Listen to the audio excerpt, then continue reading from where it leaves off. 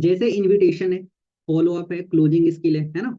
जैसे ये सारे स्किल्स है ना, ऑब्जेक्शन हैंडलिंग भी एक स्किल्स है जिसके ऊपर ना हमें मास्टरी करना बहुत इंपॉर्टेंट है। बहुत इंपॉर्टेंट मतलब बहुत बहुत इंपॉर्टेंट है। ठीक है, अब क्यों इंपॉर्टेंट है अभी आपको आगे पता लगेगा, बट उससे पहले मैं आप लोगों को बता देता हूँ ये ऑब्जेक्शन हैंडलिंग क्या होता है। ध्यान से समझो एकदम सिंपल शब्दों में। जब भी हम अपने प्रोस्पेक्ट्स को ना काम समझाते हैं, है ना, तो प्रोस्पेक्ट ना हमें कुछ क्वेश्चंस करता है, कुछ डाउट्स देता है ना, उसको क्लियर करना, उसके क्वेश्चंस को आंसर देना, उसके डाउट को क्लियर करना, उसको ही कहते हैं ऑब्जेक्शन हैंडलिंग। क्लियर हुआ? उसके सवाल का जवाब देना, उसके डाउट्स को क्लियर करना, उसके ऑब्जेक्शंस को क्लियर करना, उसको हम क्या कहते हैं? Objection handling. ठीक है। देखो, यहाँ पे ना हम लोग सेल्स इंडस्ट्री में, राइट, सेल्स इंडस्ट्री में, और सेल्स करने के लिए ना हमें एक चीज सीखनी बहुत इंपॉर्टेंट है जिसे हम कहते हैं क्लोजिंग। क्या कहते हैं? क्लोजिंग। अगर आप ये स्किल्स नहीं सीख पाए क्लोजिंग का, तब तक आप इस बिजनेस में ग्रो कर ही नहीं सकते, है ना। तो क्लोजिंग स्किल्स सीखना बहुत इंपॉर्टेंट है। और क्लोजिंग स्किल्स को बेटर करने के लिए अगर आप चाहते हो कि आप अच्छे क्लोजर बनो, तो मैं बता रहा था कि अगर आपको एक अच्छा क्लोजर बनना है, ठीक है, अगर आपको अपने क्लोजिंग को बेस्ट बनाना है ना, तो एक चीज में आपको मास्टरी करनी पड़ेगी जिसे हम कहते हैं ऑब्जेक्शन हैंडलिंग।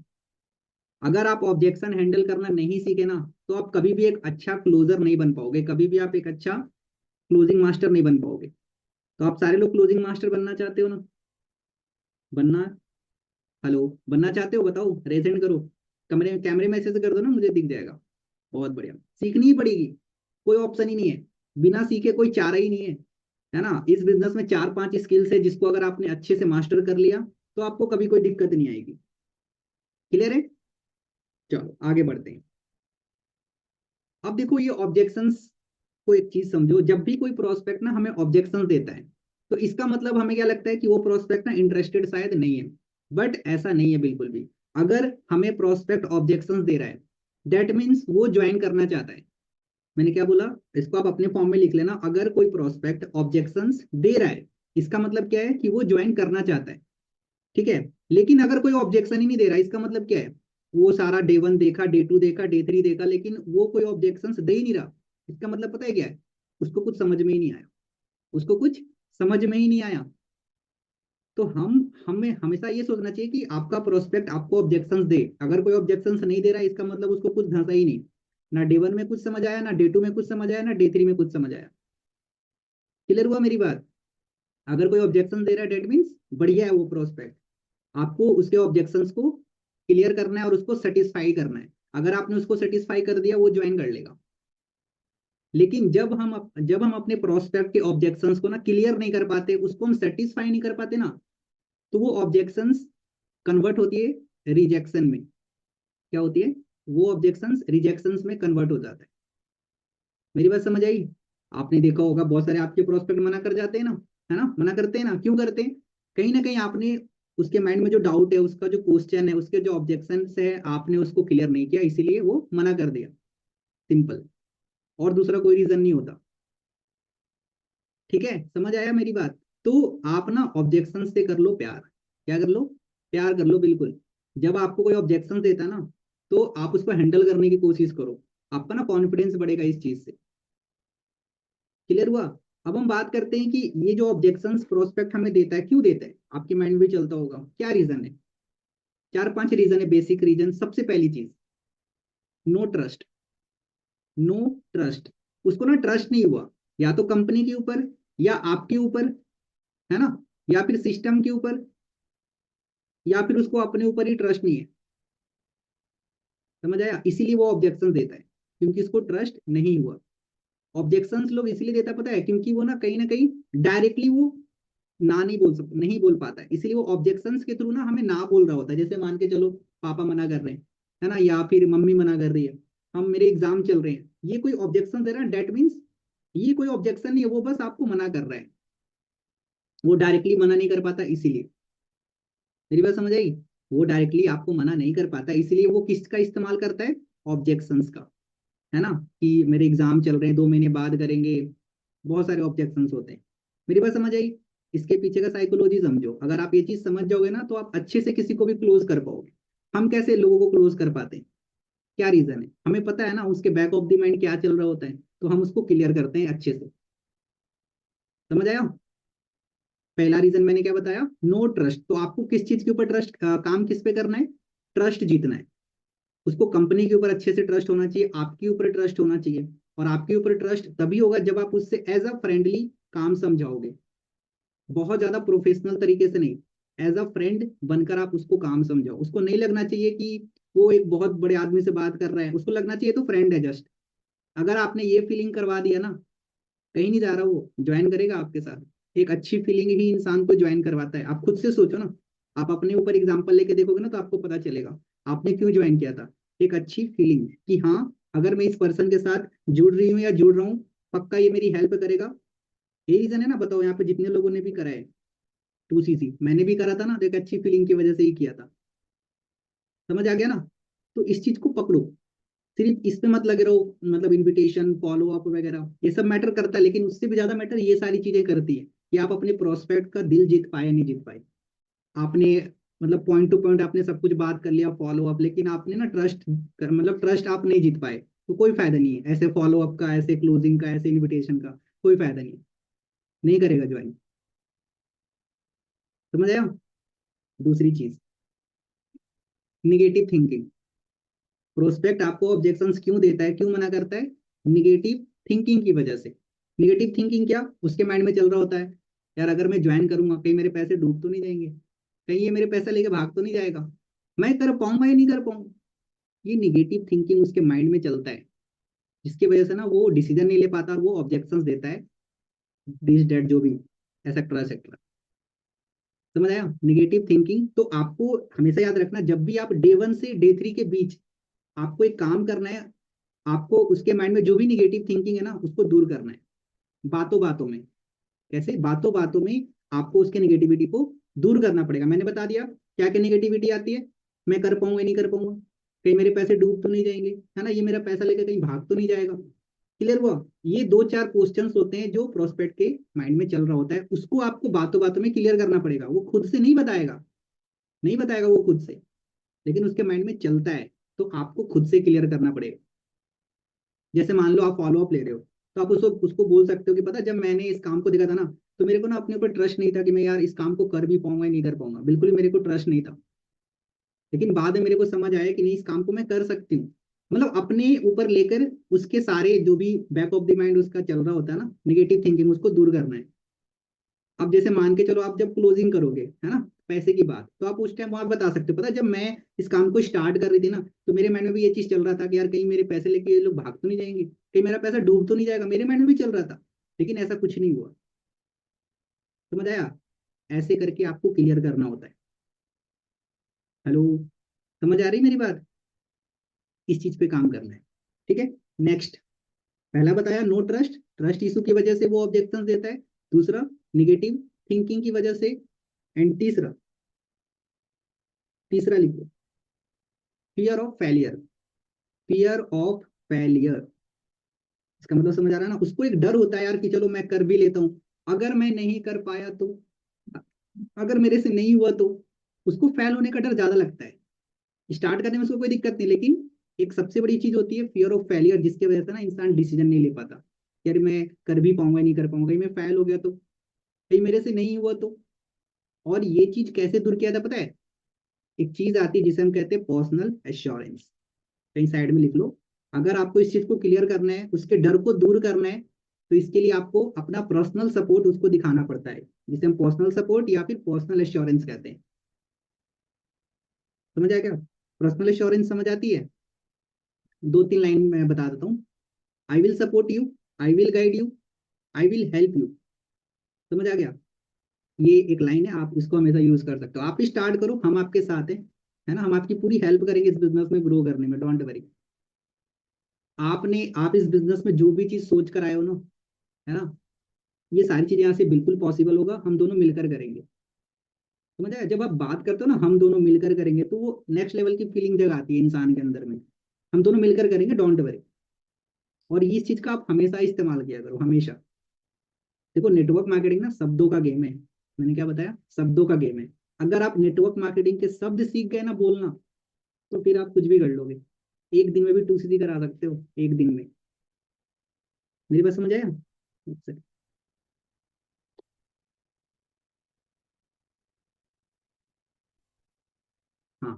क्लियर? हेलो। हर एक बिजनेस का ना, हर एक काम का ना अपना अपना शब्द होता है, पता है ना? एक टीचिंग लाइन में उनका अपना अलग खुद का शब्द होता है ना? एक डॉक्टर का अपना खुद का वर्ड होता है, जिसकी वजह से ना वो बहुत सारे पैसे लेता है। उसके अपने कुछ मतलब टॉक्स होते हैं बढ़िया बढ़िया, है ना? जिससे वो पैसे निकाल पाते हैं अपने पेशेंट से। तो इस बिजनेस के भी ना अपने कुछ वर्ड्स हैं, कुछ शब्द है जो आपको सीखना पड़ेगा। अगर आपको सीख गए तो आप कर लोगे। अभी आपने देखा होगा, अभी कुछ दिन पहले मैंने एक मिनिमम बिलिंग कराई थी ना, 7,000 की। हेलो। परसों ही, जो अभी डे 3 खत्म हुआ था परसों, आज उसकी हुई ना 2 CC, 2 दिन में कराया ना। अब आप सोच रहे हो कैसे करवाया सर? वही तो बात है ना, यही तो सीखनी है हमें। आज ही उसने कर दिया ना 2 CC। मैंने ग्रुप में डाला था स्क्रीनशॉट। ऐसा नहीं है, हमने भी उसको डे 1 दिखाया, हमने भी डे 2 दिखाया, हमने भी डे 3 दिखाया, लेकिन मैं सबसे ज्यादा फोकस करता हूँ ट्रस्ट जीतने पे, कि वो मेरे पे बिलीव करे, बस वो मेरे को फ्रॉड ना समझे। उसको ये फील ना हो कि ये सिर्फ अपना फायदा देख रहा है। मैं ऐसा कभी सोचता ही नहीं। और यही यही चीज सोचकर मैं किसी को भी काम समझाता हूँ, तब वो करता है। मेरी बात समझ गए? तो इंटेंशन बिल्कुल क्लियर रखना है ना? ये नहीं सोचना कि यार ये 2 CC कर ले तो मेरा फायदा हो जाएगा, ऐसा नहीं सोचना। वो बाय डिफॉल्ट है, वो तो होगा ही होगा। वो होगा, वो बाय डिफॉल्ट है। लेकिन इंटेंशन अलग रखना है कि यार चलो ये बिजनेस में आएगा, हम दोनों मिलकर काम करेंगे। ये जिस चीज के लिए आ रहा है, यहाँ भी ये पैसे कमाएगा, अपनी जो भी सिचुएशन है उसको दूर करेगा। इंटेंशन बिल्कुल ऐसा होना चाहिए, अपने फायदे के लिए नहीं, बिल्कुल भी नहीं। अगर आप ये सोच के काम करोगे तो ये बिजनेस आपके लिए है ही नहीं, आप ग्रो नहीं कर पाओगे। कुछ पैसे कमा लोगे लेकिन बहुत ज्यादा ऊपर तक नहीं आ सकते। ये बिजनेस ट्रस्ट जीतने का है। जिस इंसान का अगर आपने ट्रस्ट जीत लिया ना इस बिजनेस में, वो 2 CC तो छोड़ो, बहुत CC कर देगा आपके लिए। ठीक है? क्या जीतना है? ट्रस्ट। कहते हैं ना दोस्ती बनाओ, दोस्त में लोग जान भी दे देते हैं 2 CC क्या चीज है। तो दोस्ती करो ना यार। पता है वो कैसे ब्रो करके बात करता, भाई। ऐसे होना चाहिए। अगर वो आपको भाई करके बात कर रहा, समझो मैटर ऑफ केयर। समझ रहे हो मेरी बात? वो आपका वो समझ गया, वो आपने रिलेशन बिल्ड कर लिया उसके साथ। अगर वो सर करके बात कर रहा है वो भी बढ़िया है, लेकिन कोशिश करो कि इस, अगर आप लड़की हो, लड़की प्रोस्पेक्ट है आपके, तो सिस्टर ये आपका होना चाहिए। जब भी आप बात करो, हाँ जी सिस्टर कैसे हो, ऐसा आपका बात होना चाहिए। भाई अगर लड़का है, लड़के से बात कर रहे हो, हाँ जी ब्रो कैसे हो, हाँ जी ब्रदर कैसे हो। सर वगैरह उसको साइड कर दो बिल्कुल। लेकिन हाँ, यहाँ पे भी एक चीज ध्यान रखना है कि ओवर फ्रेंडली नहीं होना। मेरी बात समझी? ओवर फ्रेंडली नहीं होना बिल्कुल भी। कोई भी चीज ओवर नहीं होना चाहिए। अगर ज्यादा करोगे तो फिर वो नुकसान देगा आपको, फिर वो आपकी वैल्यू नहीं करेगा। क्लियर? चलो आगे बढ़ते हैं। हो गया? एंड लास्ट पॉइंट लिखो। Directly can't say no, I am not interested. मतलब वो डायरेक्टली वो आपको नो नहीं कह पाता है ना, इसलिए वो ऑब्जेक्शन देता है। क्लियर?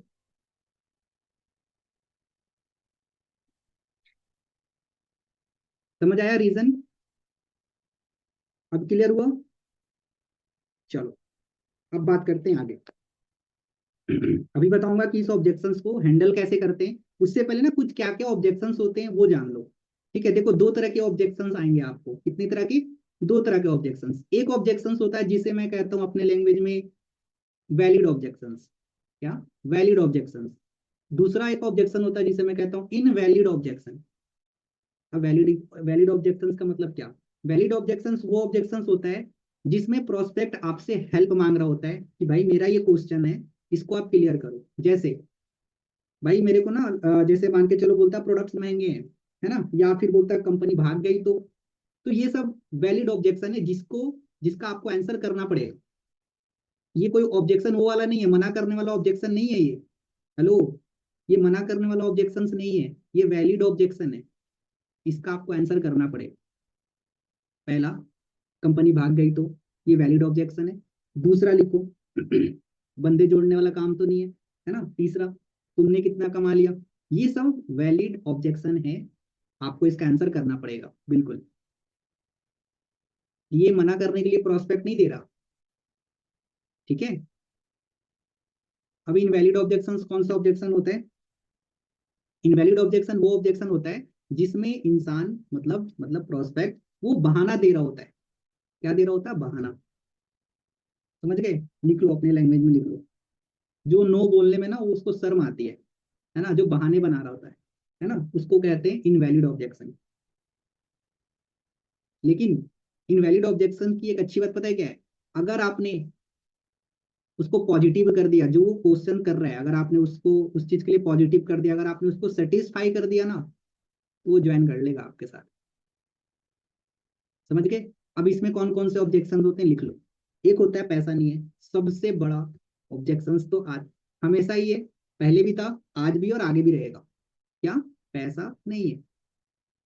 इसके ऊपर आप जितना ज्यादा मास्टरी कर सकते हो कर लो, जितना ज्यादा कर सकते हो कर लो। इनरोलमेंट के टाइम पे आएगा, है ना, मिनिमम बिलिंग के टाइम पे आएगा, और 2CC क्लोजिंग के टाइम आएगा। हर इंसान कहता है कि मेरे पास पैसा नहीं है। समझ गए ना? दूसरा, दूसरा लिखो, पापा नहीं मान रहे।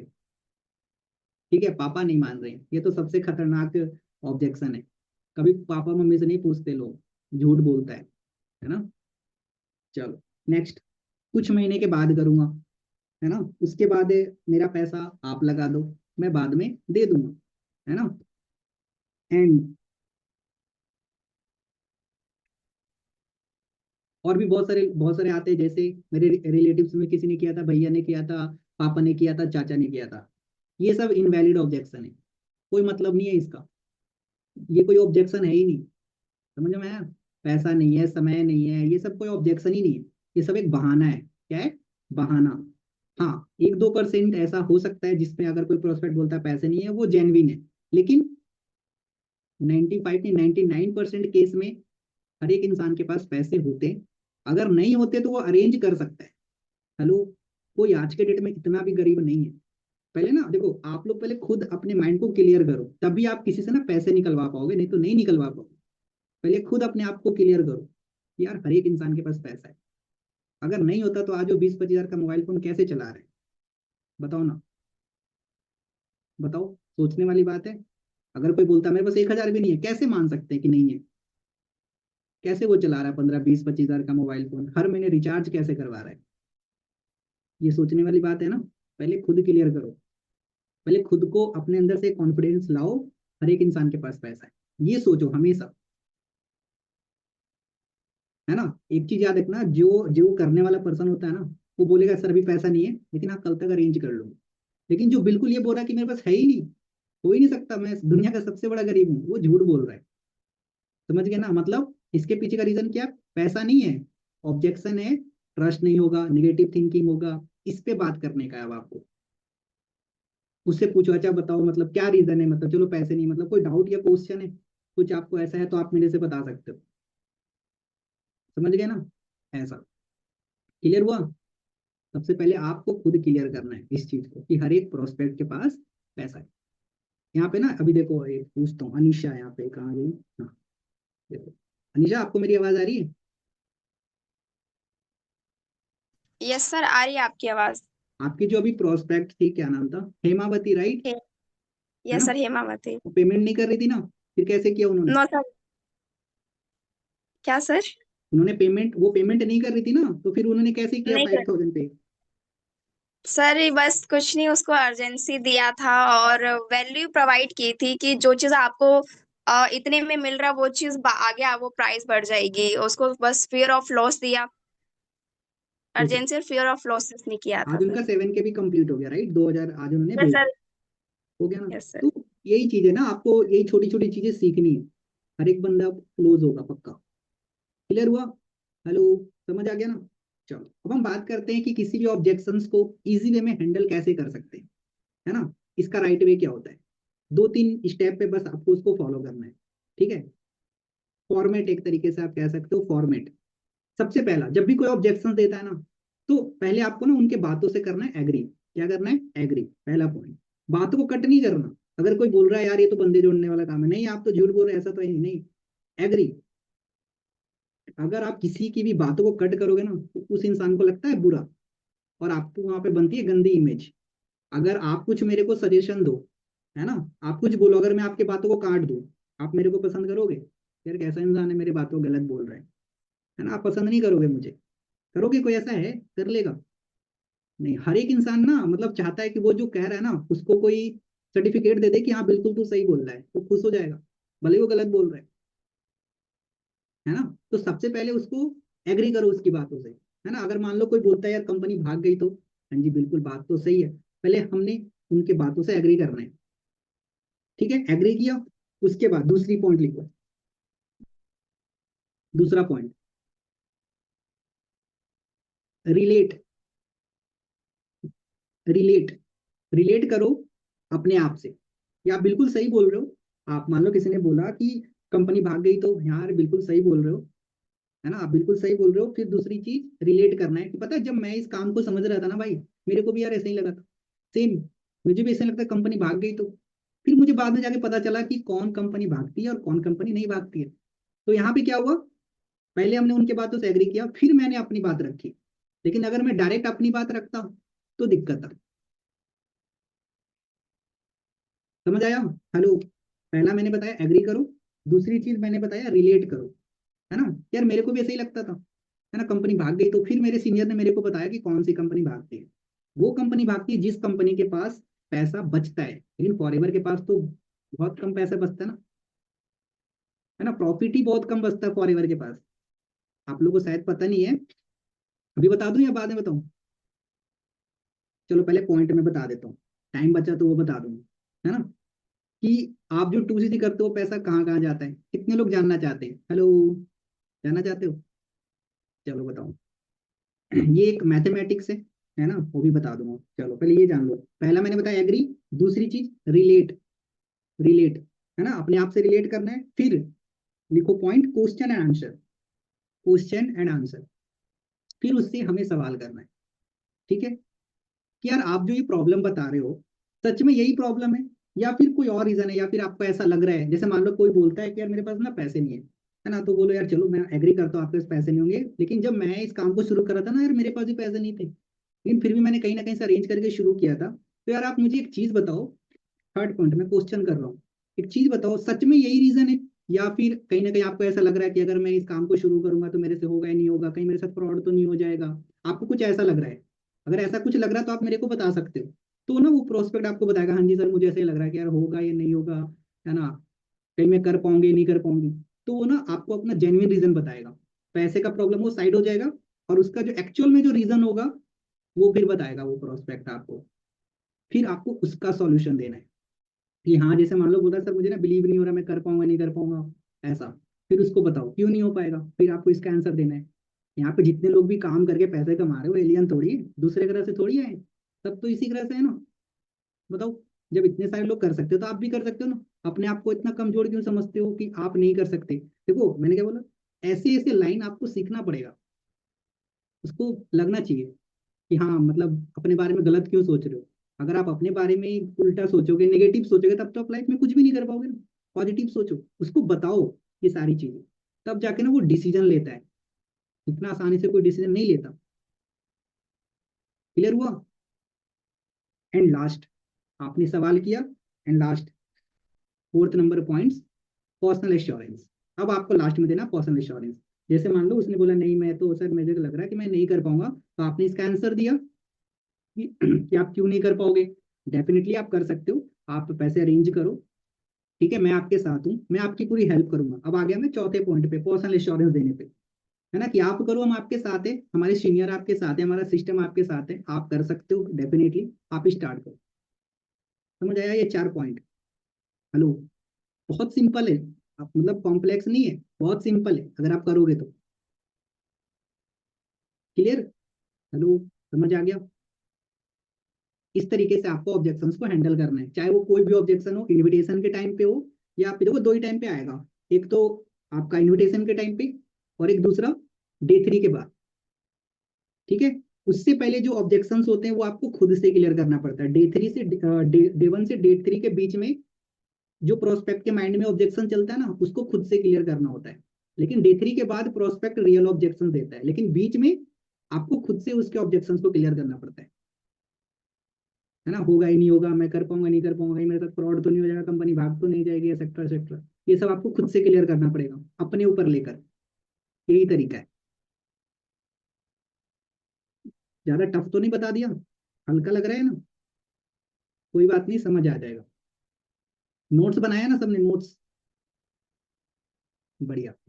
हाँ चलो, लास्ट में थोड़ा सा टाइम बचा है। मैं अब देखो जो भी ऑब्जेक्शन है ना, पैसा नहीं है, पापा मना कर रहे हैं, ये अभी मैं इसको एग्जैक्ट कैसे आंसर करना है ये मैं नहीं बता रहा। मैं आप लोगों को वीडियो का सेटअप भेज दूंगा जिसमें मैंने खुद ही बताया हुआ है ना। वो वीडियो आपको ज्यादा हेल्प करेगी। आप 2 बार देख के 3 बार देख के आप प्रॉपर नोट्स बना सकते हो, लेकिन भेजूंगा तभी जब आप नोट्स बनाओगे। इसका नोट्स बहुत जरूरी है, बहुत। आप सोचो, पैसे नहीं है इसका, अगर आपके पास 5 से 6 तरीका हो सॉल्यूशन देने का तो कैसा रहेगा? बढ़िया रहेगा ना। लेकिन तब जब आपकी कॉपी में नोट्स रहेगा, नोट्स बनाओगे तभी तो। अगर आप बोलोगे तो ही हम आपको अपनी वीडियो शेयर कर देंगे, तभी बहुत कम आएगा, बहुत। इनविटेशन फॉलोअप से भी ज्यादा इंपॉर्टेंट है ये, याद रखना। आप इनविटेशन कर रहे हो और आपको कोई ऑब्जेक्शन, कोई क्वेश्चन कर दिया है ना कि 149 रुपीज क्यों देने, तो क्या जवाब दोगे? आपके पास आंसर होना चाहिए ना। तो पहले ही आपके पास आंसर होना इंपॉर्टेंट है, तब आप इनविटेशन करो।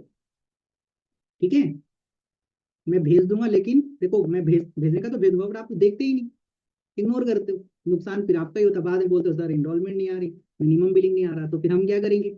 हम जो चीजें भेजते हैं आप उसको वैल्यू नहीं देते, देखते ही नहीं। नोट्स आपको ना मैं बताता हूँ।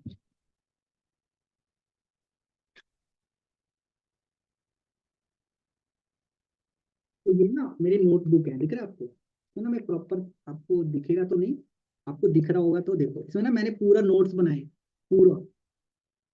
सोचो क्यों बनाया? काम आती है मुझे ना, मैं भी बोलता हूँ कभी कभी, तो मैं भी इसमें से देख लेता हूँ।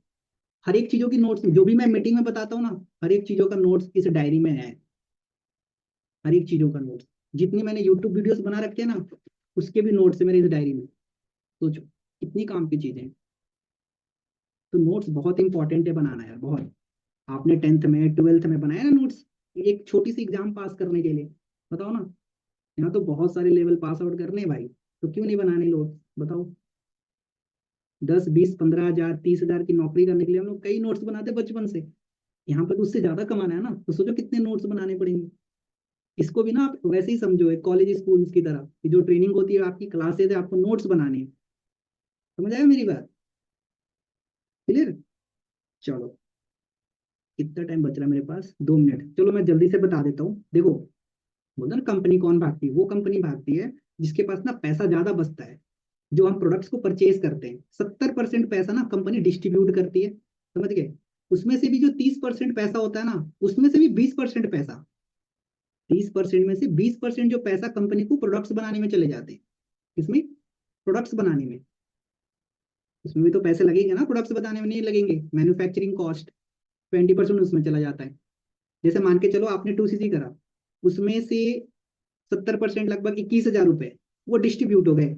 बचे कितने? 9 हजार रुपए। 9 हजार का 30%, 9 हजार का 20% कितने हो गए? 18, कितने हो गए भाई? 8 हजार रुपए ना। कितने हुए? 9 हजार का 20% कितना हुआ? चैटे बताओ एक बार, थोड़ा मैथ वीक हो गया मेरा लग रहा है। बताओ बताओ कितने हो गए? 9 हजार रुपए ना, 2700। इतने कम कैसे हो जाएंगे? 30% कितना हुआ? 9 हजार। 20% कितना हुआ? 30 हजार का 6 हजार ना, सॉरी, 6 हजार रुपए। 6 हजार कहाँ जाएंगे? 21 हजार बट गया, जिसमें से 6 हजार कहाँ गए? कंपनी को प्रोडक्ट बनाने में चला गया। बचा कितना कंपनी के पास पैसा? हेलो, कितना बचा? 10% पैसा, मतलब कि 4 हजार, 3 हजार रुपए।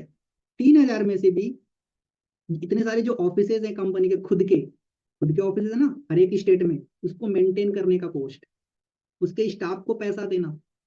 सोचो ना, कहाँ कहाँ बचा कंपनी के पास पैसा? सोच के देखो। उसमें से भी साल में जितने भी कंपनी को, मतलब क्या बोलते हैं, प्रॉफिट होता है ना, खुद का प्रॉफिट, उसमें से भी 3% पैसा कंपनी चेयरमैन बोनस बांट देती है। 7-7% ही कंपनी के पास पैसा बचा, मतलब कि 2100 रुपए। मेरी बात समझ गए? कहाँ करेगी कंपनी भाग के, बताओ ना। मेरी बात समझे? बाकी डोनेशन वगैरह बहुत कुछ होते हैं। ओके,